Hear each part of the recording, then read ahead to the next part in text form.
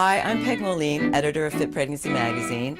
August is Breastfeeding Awareness Month, and we're here in Hollywood at the pump station with breastfeeding expert Corky Harvey, who's going to show you how to breastfeed successfully. I'm Corky Harvey. I'm the co-founder and owner of the pump station and nursery, and I'm a board-certified lactation consultant. A deep latch is critical because not only will the baby get more milk if the baby's latched on deeply, but the mother will not have sore nipples. Sore nipples are not normal. The importance of a deep latch is that when a baby is latched on correctly, the mother's nipples will not get excessively sore, and the baby will be able to remove milk from the breast well because the jaws are positioned correctly over the areola. If we do these simple steps, most mothers can achieve a comfortable deep latch fairly quickly and easily. The most important first step is to get the baby's lower jaw to latch well behind the nipple, which involves tilting the little guy's head back. Because babies are born with a very recessed lower jaw, it's really tricky. Actually, as adults, we eat that way. If we have a fat sandwich, we've got to tip our head back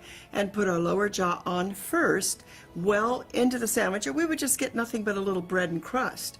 So the baby must start with the lower jaw deeply on the breast first. So it's actually a two-point landing, lower jaw, then upper jaw. Something to remember is that a mom shouldn't lean forward and try to get her breast in a baby's mouth. Although it doesn't sound very much different, it is. We need to put a baby on the breast rather than a breast into the baby's mouth. We also want to work at breast level rather than having to pick up the breast and the baby. Have the baby positioned in a way that it works at your breast level. We want moms to sit up straight and comfortable. We love to have a little backrest behind their back, even their feet up on a stool so their lap is lifted, and to be incredibly comfortable. Some moms might find it more comfortable to use a nursing pillow, although it isn't necessary, and some moms can just use a bed pillow or nothing at all. I nursed 3 babies with no particular pillows because they weren't on the market in my time, and did just fine, but they can be really helpful. There are several different positions to nurse in. I find it easiest for moms to learn to latch on in football hold, but across the front works beautifully too. In the crook of your arm, not an easy way to learn because it's hard to tip the baby's head back and get the deep latch. So either what we call cross cradle hold or football hold are the easiest ways to learn. If a mother has a cesarean birth, football hold is much more comfortable than across the front. When a mother does a football hold with her baby, the baby will be at her side. She will hold the baby with the same hand as the breast she's using. When a mom does a cross cradle hold, she will put her baby to the left breast but hold the baby with her right arm.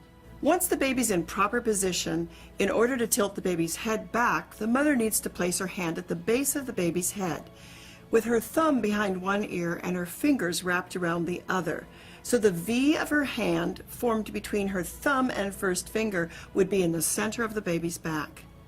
Allow the baby's head to fall back slightly by just pressing with the heel of your hand between the baby's shoulder blades. That just allows that baby's head to extend slightly and fall back. In order to tilt the baby's head back, mom will need to just bend her wrist back slightly. With the baby's head tipped back and the chin up, rest your nipple just above the baby's lip. With the nipple just above the baby's mouth and the head tilted back, it will allow the baby to open deeply to this point and then move up from the bottom.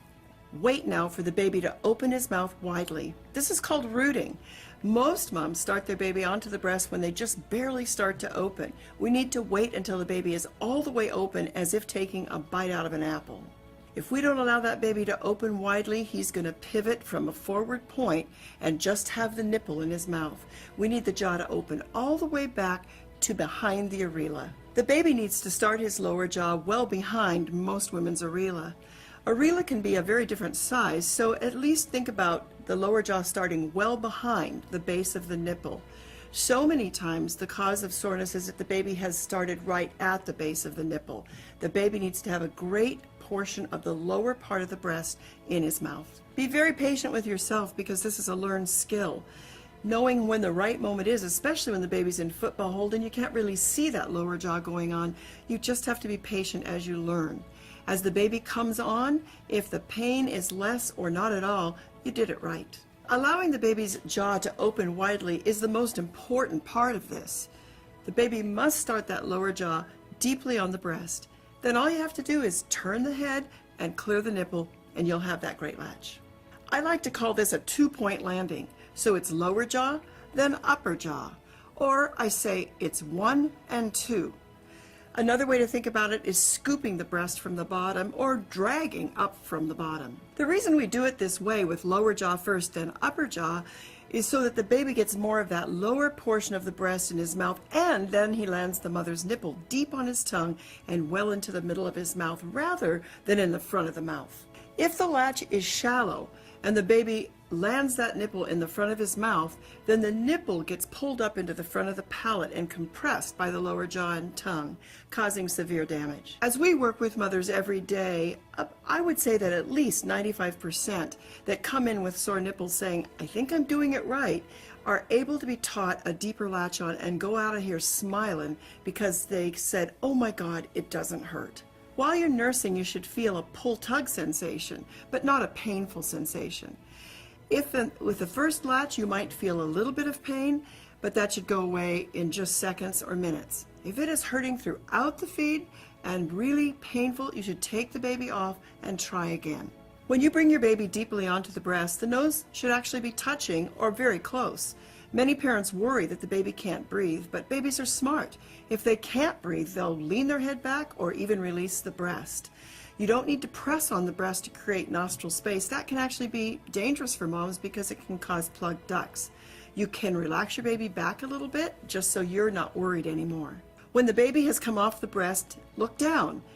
Your nipple should be round and extended, but not compressed flat or pinched to a crease. Sometimes it can even look like a new tube of lipstick, flat on the bottom and creased across the tip. That's going to be the line of blister very soon. To remove your baby from the breast, slip a finger in the corner of his mouth between his jaws, which will release the suction. If it does look pinched and compressed, you need to work a little harder to get that baby on deeper because that will soon form a line of blister. The visual cues you should look for to know that your baby's latched on correctly is that the baby's mouth will appear wide open, not pursed and like whistling at the base of the nipple. The lower jaw and lips should be well behind the areola, and your baby should be sucking and swallowing. You know you don't have a good latch on if it hurts, if your nipple is coming out of the baby's mouth pinched, compressed, and if you're getting scabby, sore nipples. As the baby comes on, if the pain is less or not at all, you did it right.